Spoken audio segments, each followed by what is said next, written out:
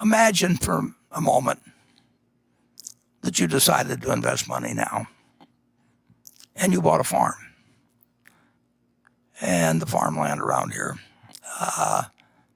let's say you bought 160 acres and you bought it at X per share or per acre.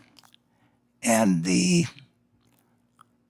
farmer next to you had 160 identical acres, same contour, same quality of soil quality. So it was identical.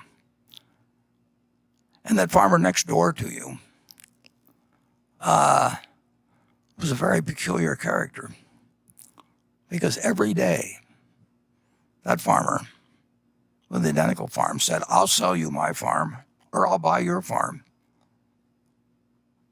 at a certain price," which he would name. Now, that's a very obliging neighbor.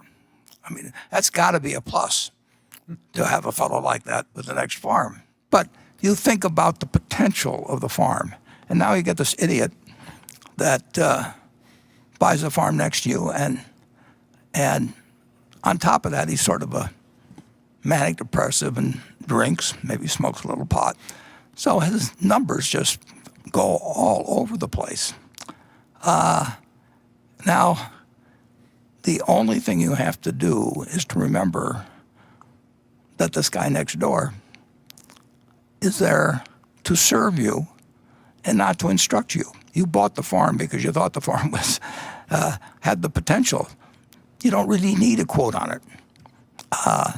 If you bought in with John D. Rockefeller or Andrew Carnegie, and there were never any quote. But when you bought the farm, you looked to what the farm would produce. That was what went through your mind. You were saying to yourself, "I'm paying X dollars per acre. I think I'll get so many bushels of corn or soybeans on average. Some years good, some years bad. Some years the price will be good, some years the price will be bad, etc." But you think about the potential of the farm. You bought into the business, and that's what you're doing when you buy stocks. But you get this added advantage that you do have this neighbor who you're not obliged to listen to at all, who is going to give you a price every day, and he's going to have his ups and downs. And maybe he'll name a silly price that he'll buy at, in which case you sell if you want to. Or maybe he'll name a very low price and you'll buy his farm from him. But you don't have to. And you don't want to put yourself in a position to where you have to. So stocks have this enormous inherent advantage of people yelling out prices all the time to you.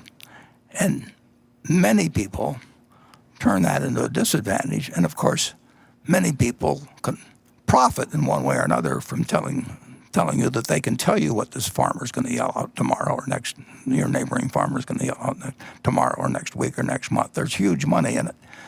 The truth is, if you owned the businesses you liked prior to the virus arriving, it changes prices and it changes, but nobody's forcing you to sell.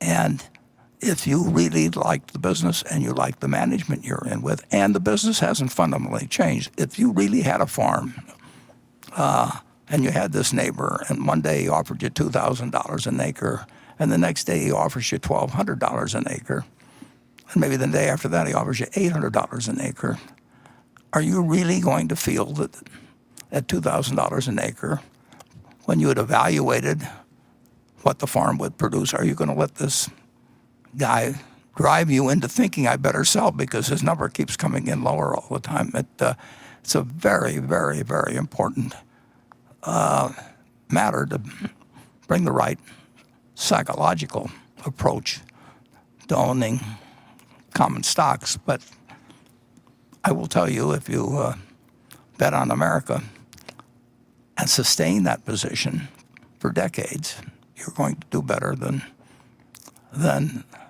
in my view, far better than owning Treasury securities, or far better than following people who tell you that what the farmer's going to yell out next